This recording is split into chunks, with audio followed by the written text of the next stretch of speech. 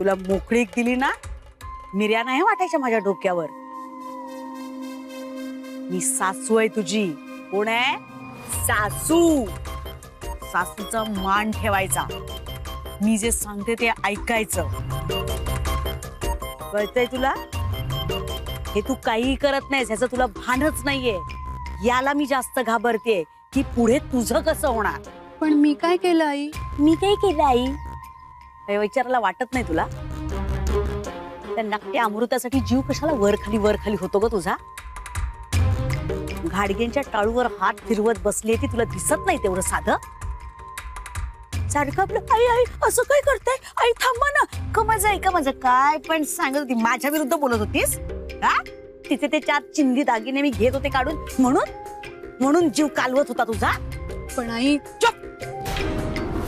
आई नाही आणि बाई नाही. चुप. तिची साथ द्यायची नाही त्या अमृताची. तर माझ्याशी गाठ आहे.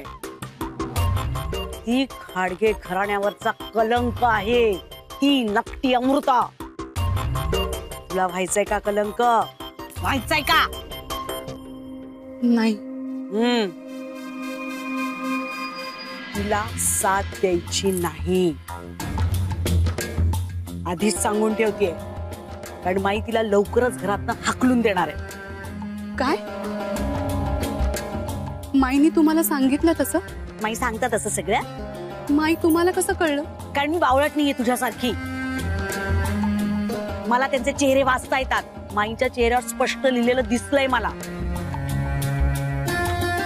तिची साथ द्यायची नाही कारण तिची बत्ती गुल होणार आहे. तू जर तिच्या आजूबाजूला घुटमळलीस ना तर तुझ्या आयुष्यात पण अंधार पसरेल. तेव्हा जरा उजेडात राहा. वर बघते काय आहे का इकडे? वर आहे तर वर बघतेस. उजेडात राहा म्हणजे काम आवरा त्याचा उजेड पाडा. अच्छा नुसतं उभं नाही राहायचं. कामाला लागा. चला.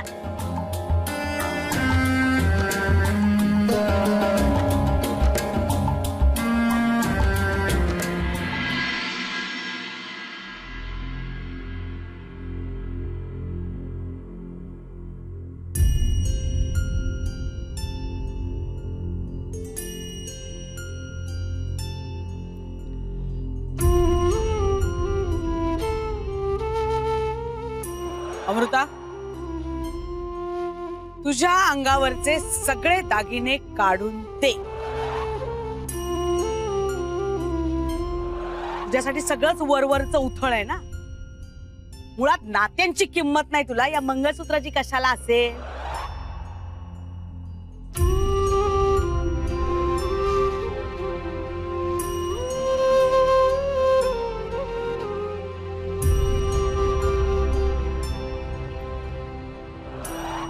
जोपर्यंत माईंचे तोडे सापडत नाहीत तोपर्यंत हे दागिने मिळणार नाहीत.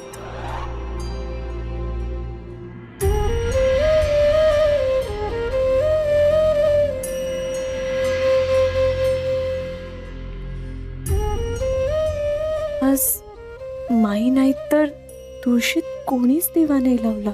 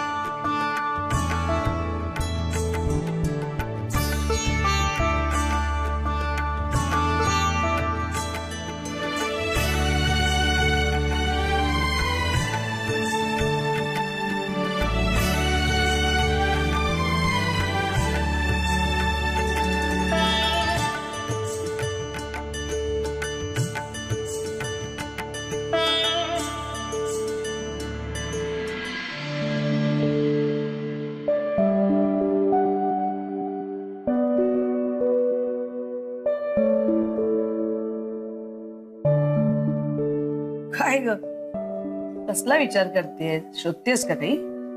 शोधत नाहीये ग वसुधा, मला सुचत नाहीये काय करू. माई नाही येत ना स्वयंपाकघरात. रात्रीचं जेवण बनवायचंय, काय बनवू? मला विचारशील ना, फक्कडशी अशी झणझणीत अशी पावभाजी कर. माई सोडल्यास बाकी सगळ्यांना आवडते ग, सगळे चमचमीत खातील तरी. तसंही माई जेवणार नाहीत ना, सगळ्यांच्या जीवा चालवतील पावभाजी खाऊन. कर. वसुधा तुला काहीच वाटत नाही का ग? सगळीच गंमत वाटते. काय का तू विचारलंस म्हणून आपलं बाई मी सांगितलं, नाहीतर आहे मटार फ्रीज मध्ये आणि मटकीला मोड आलेत. कर त्याची आमटी आणि त्या मटारची उसळ कर. आहे काय नाही काय? त्याच्यासाठीच माई स्वयंपाकघरात लागते. 2 पूरक गोष्टी आल्या पाहिजेत स्वयंपाकात, असा त्यांचा हट्ट असतो. मग मटारची उसळ केली ना, कडधान्यांची आमटी कधीही करून देणार नाहीत त्या. आहे ना तुझं डोकं चालतं ना त्यांच्यासारखं, पट्टशिष्ट आहेस ना तू माईंची. मग मला कशाला विचारतेस तू? ठरव काहीतरी कर. ग मला काही सुचत नाहीये वसुधा, म्हणून तुला विचारलं. तर तुझं तिरकच काहीतरी कर ना पावभाजी. माईंकडे बघवत नाहीये ग, किती हळव्या झाल्यात त्या. आता लक्षात येतं घर कसं बांधून ठेवलंय त्यांनी. त्या हल्ल्यात तर अक्षरशः सगळं घर हल्लंय नुसतं. खरंच माईंची काळजी वाटते ही मात्र आहे. काय आहे? काय हवंय? अगं काय? बघ ना कशी गपचूप पांजरीसारखी येऊन उभी राहिली. बोलायला नको चटा. आई तू का ओरडतेस माझ्यावर? माई रोज संध्याकाळी मला पौष्टिक लाडू आणि बदामाचं दूध देतात. त्या नाही येत म्हणून मी इथे आले. मला वाटलं होतं तू देशील, पण तू नाही आलीस. मग आता इथे होस माझ्या डोक्यावर उभं राहून तुला मिळणार आहे?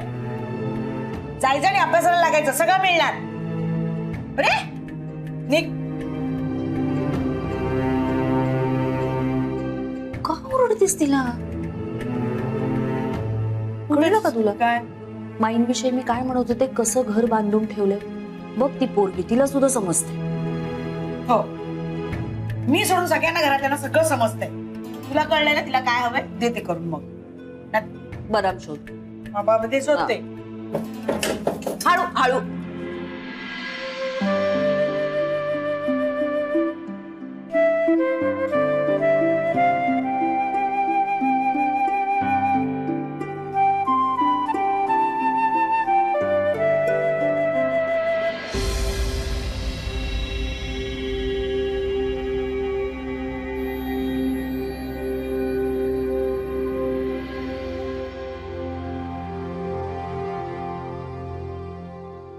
माई, तुमच्या विश्वासाचा हा दिवा नेहमीच तेवत राहील याची मी काळजी घेईन.